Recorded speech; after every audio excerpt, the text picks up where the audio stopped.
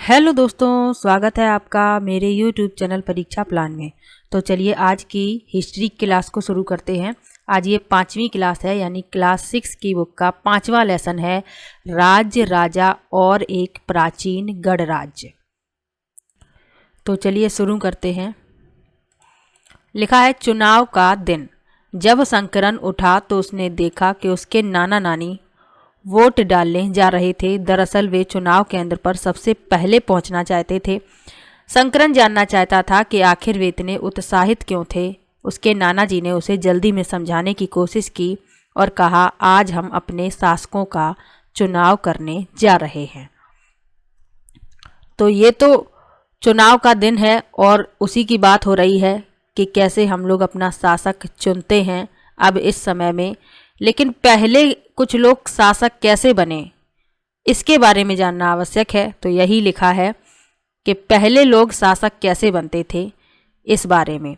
तो चलिए पढ़ते हैं। लिखा है, लगभग 50 वर्षों से हम अपने शासकों का चुनाव मतदान के जरिए करते आ रहे हैं। लेकिन बहुत पहले लोग शासक कैसे बनते थे? करीब 3000 साल पहले कुछ लोग बड़े बड़े यज्ञों को आयोजित कर राजा के रूप में प्रतिष्ठित हो गए।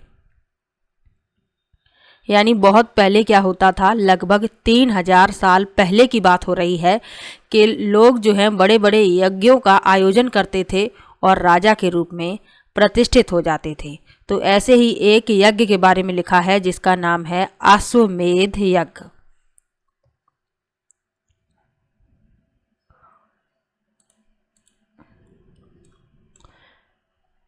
लिखा है, अश्वमेध यज्ञ एक ऐसा ही आयोजन था। इसमें एक घोड़े को राजा के लोगों की देखरेख में स्वतंत्र विचरण के लिए छोड़ दिया जाता था। इस घोड़े को किसी दूसरे राजा ने रोका तो उसे वहां अश्वमेध यज्ञ करने वाले राजा से लड़ाई करनी पड़ती थी। अगर उन्होंने घोड़े को जाने दिया तो इसका मतलब यह होता था कि अश्वमेध यज्ञ करने वाला राजा उनसे ज़्यादा शक्तिशाली था। इसके बाद उन राजाओं को यज्ञ में आमंत्रित किया जाता था। यह यज्ञ विशिष्ट पुरोहितों द्वारा संपन्न किया जाता था। इसके लिए उन्हें उपहारों से सम्मानित किया जाता था।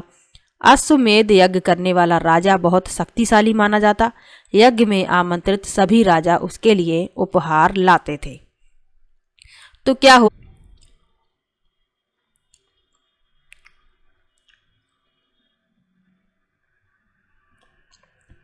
तो अश्वमेध यज्ञ में क्या होता था कि एक घोड़े को छोड़ा जाता था राजा के लोगों की देखरेख में। स्वतंत्र छोड़ा जाता था उस घोड़े को।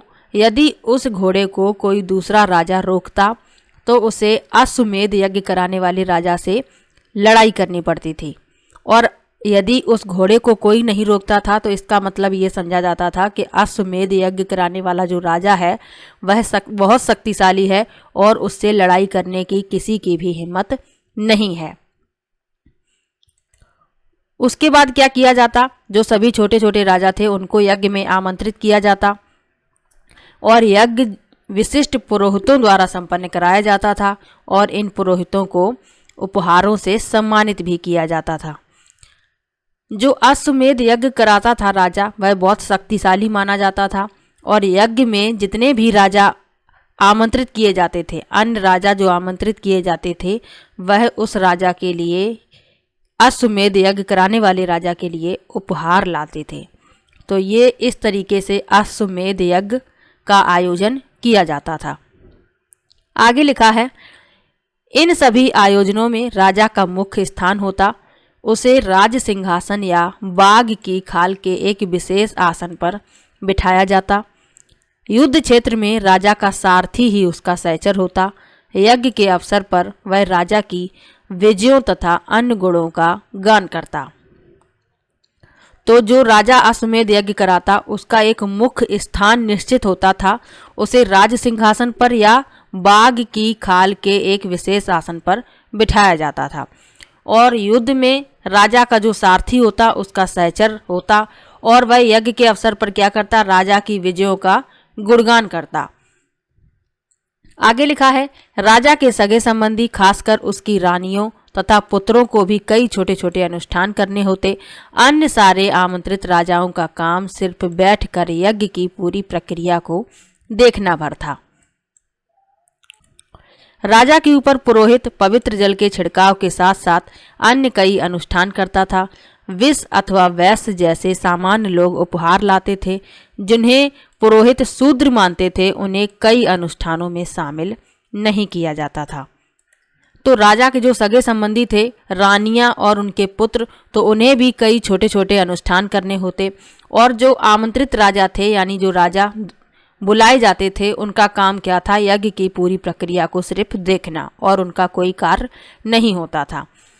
जो विष यानी वैश्य होते थे, सामान्य लोग राजा के लिए उपहार लाते थे, और पुरोहित जिन्हें शूद्र मानते थे उन्हें कई अनुष्ठानों में शामिल ही नहीं किया जाता था।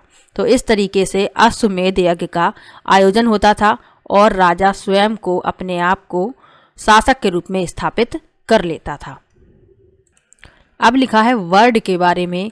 इनके बारे में जानना आवश्यक है, कितने वर्ड थे और उनका क्या कार्य था। तो लिखा है उस समय 4 सामाजिक वर्ग थे, ब्राह्मण, क्षत्रिय, वैश्य एवं शूद्र। ब्राह्मणों का काम वेदों का अध्ययन, अध्यापन और यज्ञ करना था, जिनके लिए उन्हें उपहार मिलता। क्षत्रियों का काम युद्ध करना और लोगों की रक्षा करना था। वैश्यों का काम खेती, पशुपालन तथा व्यापार थे, और शूद्रों का काम अन्य तीनों वर्गों की सेवा करना था। तो 4 वर्ग थे, ब्राह्मण, क्षत्रिय, वैश्य, शूद्र। ब्राह्मण वेदों का अध्ययन अध्यापन करते थे, यज्ञ करते थे, जिसके बदले में उन्हें उपहार मिलते थे। क्षत्रियों का काम युद्ध करना, लोगों की रक्षा करना। वैश्यों का काम खेती और पशुपालन, और शूद्रों का काम अन्य तीनों वर्गों की सेवा करना था। अब पढ़ेंगे जनपद के बारे में।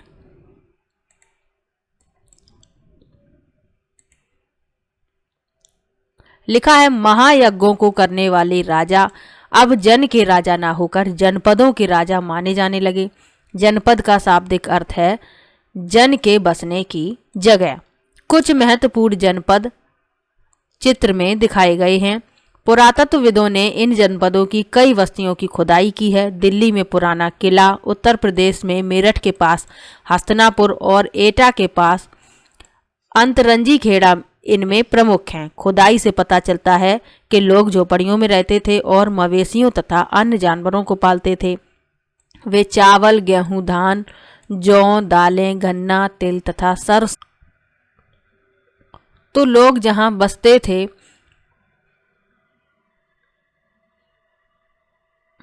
तो जनपद का अर्थ क्या है? रहने की जगह, यानी लोग जहां रहते थे वह जगह कहलाई जनपद। ये लोग जो है मवेशियों को पालते थे। चावल, गेहूं, धान, जौ आदि फसलों को ये उगाते थे। इसके अलावा आगे लिखा है लोग मिट्टी के बर्तन भी बनाते थे। इनमें से कुछ धूसर और कुछ लाल रंग के होते। इन पुरास्थलों में कुछ विशेष प्रकार के बर्तन मिले हैं जिन्हें चित्रित धूसर पात्र के रूप में जाना जाता है। जैसा कि इसके नाम से ही स्पष्ट है, इन बर्तनों पर चित्रकारी की गई है। ये आमतौर पर सरल रेखाओं तथा ज्यामितीय आकृतियों के रूप में है। तो आप लोग इस चित्र में देख सकते हैं, ये है चित्रित धूसर पात्र। यहाँ लिखा है इस तरह के पात्रों में ज़्यादातर थालियाँ और कटोरियाँ ही मिली हैं। ये पात्र बहुत ही पतली सतह के, सुंदर और चिकने हैं। शायद इसका प्रयोग खास मौक़ों पर महत्वपूर्ण लोगों को भोजन परोसने के लिए किया जाता था। तो ये होते हैं चित्रित धूसर पात्र जो खुदाई में मिले हैं। अब लिखा है महाजनपद। तो अब महाजनपद के बारे में जानेंगे। जनपद के बारे में जान लिया, अब लिखा है महाजनपद के बारे में। लिखा है करीब 2500 साल पहले कुछ जनपद अधिक महत्वपूर्ण हो गए। इन्हें महाजनपद कहा जाने लगा। यानी जो जनपद थे वह अधिक महत्वपूर्ण हो गए तो वही बन गए महाजनपद। मानचित्र में कुछ महाजनपदों को दिखाया गया है। अधिकतर महाजनपदों की एक राजधानी होती थी। कई राजधानियों में किलेबंदी की गई थी, अर्थात इनके चारों ओर लकड़ी, ईंट या पत्थर की ऊंची दीवारें बनाई गई थीं। आगे लिखा है ऐसा लगता है कि लोगों ने अन्य राजाओं के आक्रमण से डरकर अपनी सुरक्षा के लिए इन किलों का निर्माण किया है। यानी ऐसा अनुमान लगाया गया कि अन्य राजाओं से डरकर लोग अपनी सुरक्षा के लिए इस तरीके के किले बनाते थे। आगे लिखा है, कुछ राजा अपनी राजधानी के चारों ओर विशाल, ऊंची और प्रभावशाली दीवार खड़ी कर अपनी समृद्धि और शक्ति का प्रदर्शन भी करते। इस तरह से किले के अंदर रहने वाले लोगों और उस क्षेत्र पर नियंत्रण रखना भी सरल हो जाता होगा।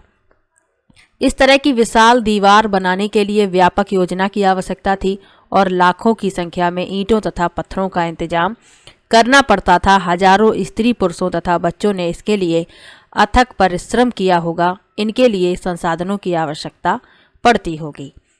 आप इस चित्र में देख सकते हैं इस दीवार को। यहाँ लिखा है कौसाम्बी किले की दीवार। ये कौसाम्बी में जो किला है उस किले की ये दीवार है। यह चित्र आधुनिक उत्तर प्रदेश के इलाहाबाद के पास मिली ईंट की दीवार का अवशेष है। इसके एक भाग का निर्माण संभवतः 2500 साल पहले हुआ था। तो आप देख सकते हैं चित्र में किस तरीके से दीवार बनाई गई है। लाखों ईंटों की आवश्यकता होती होगी इसमें और पत्थरों को भी लगाया जाता है। और कितने लोगों ने परिश्रम किया होगा जब ये दीवार बनकर तैयार हुई होगी। आगे लिखा है, अब राजा सेना रखने लगे थे। सिपाहियों को नियमित वेतन देकर पूरे साल रखा जाता। कुछ भुगतान संभवतः आहत सिक्कों के रूप में होता। इन सिक्कों के बारे में तुम अध्याय 8 में पढ़ोगे। यानी अध्याय 8 में इन सिक्कों के बारे में पढ़ाया जाएगा। आगे लिखा है कर। कर के बारे में लिखा है, कर यानी टैक्स। लिखा है, महाजनपदों के राजा विशाल किले बनवाते थे और बड़ी सेना रखते थे, इसलिए उन्हें प्रचुर संसाधनों की आवश्यकता होती थी। इसके लिए उन्हें कर्मचारियों की भी आवश्यकता होती। अतः महाजनपदों के राजा लोगों द्वारा समय समय पर लाई गई उपहारों पर निर्भर न रहकर अब नियमित रूप से कर वसूलने लगे। तो राजा जो हैं वे विशाल किले बनवाते थे और सेना रखते थे जिन्हें वे नियमित वेतन देते थे। तो इसके लिए वे उपहारों पर निर्भर नहीं रहे बल्कि वे नियमित रूप से कर वसूलने लगे। तो कर किस पर देना पड़ता था? फसलों पर लगाए गए कर, यानी फसलों पर कर लगाया जाता था। कारीगरों के ऊपर लगाए गए कर, पशुपालकों को जानवरों या उनके उत्पाद के रूप में कर देना पड़ता था। व्यापारियों को सामान पर कर देना पड़ता था। आखेटकों तथा संग्राहकों को जंगल से प्राप्त वस्तुएं देनी पड़ती थीं। तो इस तरीके से नियमित रूप से कर लिया जाने लगा। अब लिखा है कृषि में परिवर्तन। तो कृषि में परिवर्तन किस प्रकार हुआ इसके बारे में पढ़ेंगे। लिखा है, इस युग में कृषि के क्षेत्र में दो बड़े परिवर्तन आए। हल के फाल अब लोहे के बनने लगे। अब कठोर जमीन को लकड़ी के फाल की तुलना में लोहे के फाल से आसानी से जोता जा सकता था। इससे फसलों की उपज बढ़ गई। दूसरे लोगों ने धान के पौधों का रोपण शुरू किया, अर्थात खेतों में बीज छिड़ककर धान उपजाने के बजाय धान की पौध तैयार कर उनका रोपण शुरू किया गया। अब पहले की तुलना में बहुत ज़्यादा पौधे जीवित रह जाते थे। इसलिए पैदावार भी ज़्यादा होने लगी। तो इस युग में क्या हुआ, कृषि में दो परिवर्तन आए। एक तो अब जो लोहे के फाल थे उनसे जमीन को जोतना आसान हो गया, क्योंकि पहले लकड़ी के फाल बनाए जाते थे, उनसे जमीन जो है इतनी अच्छी नहीं जोती जा सकती थी जितनी लोहे के फाल से अच्छी जोती जा सकती है। तो अब लोहे के फाल बनने लगे थे। इसके अलावा पहले धान के बीजों को खेत में छिड़क दिया जाता था और इसी प्रकार से फसल तैयार की जाती थी। लेकिन अब क्या हुआ कि लोग धान की पौध तैयार करने लगे। पहले पौध तैयार करते, उसके बाद उन्हें रोपा जाता दूसरे स्थान पर। तो इससे क्या हुआ कि फसल की जो पैदावार है वह बढ़ गई। तो इस तरीके से कृषि में परिवर्तन आए। अब सूक्ष्म निरीक्षण लिखा हुआ है और उसमें मगध और वज्जी के बारे में बताया गया है। तो पहले मगध के बारे में पढ़ते हैं, फिर वज्जी के बारे में। लिखा है, लगभग 200 सालों के भीतर मगध सबसे महत्वपूर्ण जनपद बन गया। गंगा और सोन जैसी नदियां मगध से होकर बहती थीं। ये यातायात, जल वितरण और जमीन को उपजाऊ बनाने के लिए बहुत महत्वपूर्ण थीं। मगध का एक हिस्सा जंगलों से भरा था। इन जंगलों में रहने वाले हाथियों को पकड़कर उन्हें प्रशिक्षित कर सेना के काम में लगाया जाता। यही नहीं, जंगलों से घर, गाड़ियां तथा रथ बनाने के लिए लकड़ी भी मिलती थी।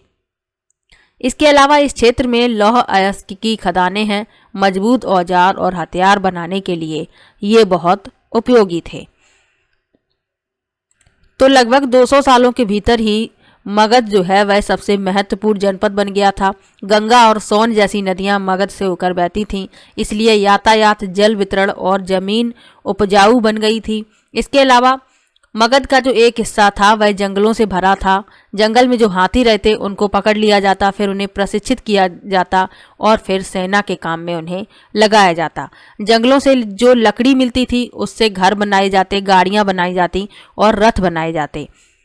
इसके अलावा इस क्षेत्र में लौह अयस्क की खदानें भी हैं और यह मजबूत हथियार बनाने के लिए बहुत उपयोगी होता है। तो इसलिए मगध जो है सबसे महत्वपूर्ण जनपद बन गया था। आगे लिखा है, मगध में दो बहुत ही शक्तिशाली शासक बिंबिसार और अजातशत्रु हुए। अन्य जनपदों को जीतने के लिए ये हर संभव साधन अपनाते थे। महापद्मनंद एक और महत्वपूर्ण शासक थे। उन्होंने अपने नियंत्रण का क्षेत्र इस उपमहाद्वीप के उत्तर पश्चिमी भाग तक फैला लिया था। बिहार में राजगृह, आधुनिक राजगीर, कई सालों तक मगध की राजधानी बनी रही। बाद में पाटलिपुत्र यानी आज का पटना मगध की राजधानी बनाया गया। तो पहले मगध की राजधानी रही राजगृह, उसके बाद पाटलिपुत्र बनी जो आज का।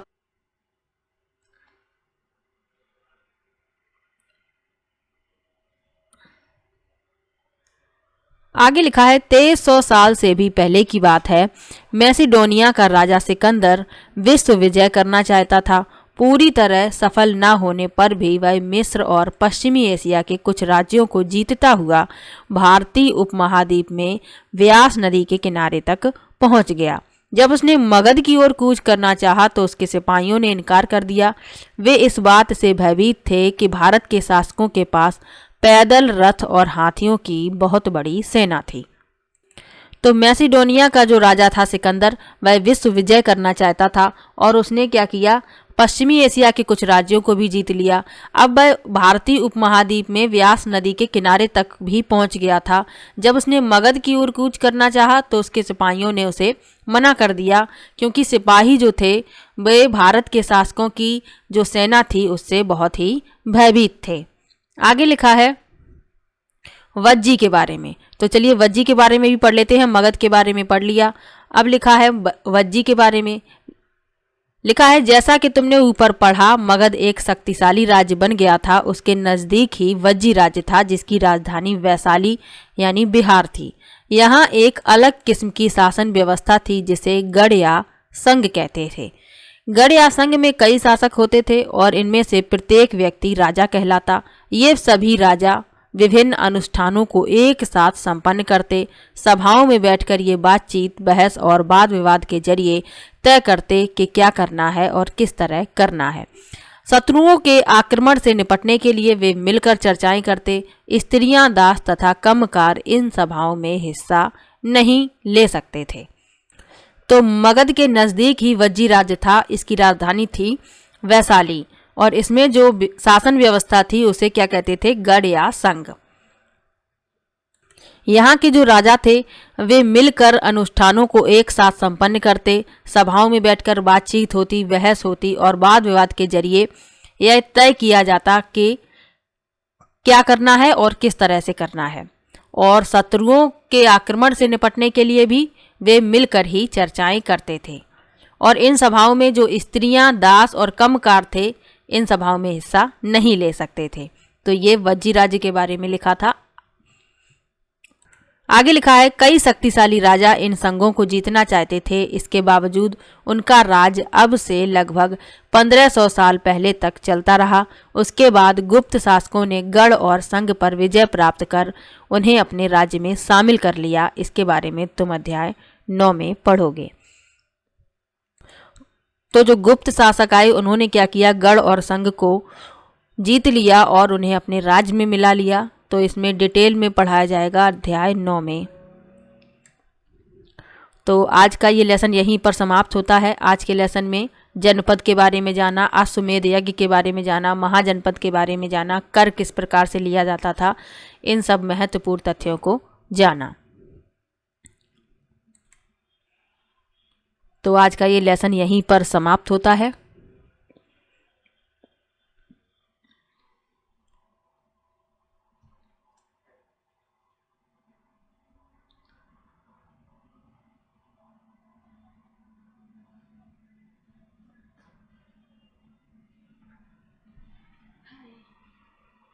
तो वीडियो कैसा लगा कमेंट बॉक्स में ज़रूर बताइएगा। वीडियो को लाइक कीजिए, शेयर कीजिए और चैनल को सब्सक्राइब कर लीजिए। मिलते हैं नेक्स्ट वीडियो में, तब तक के लिए बाय बाय।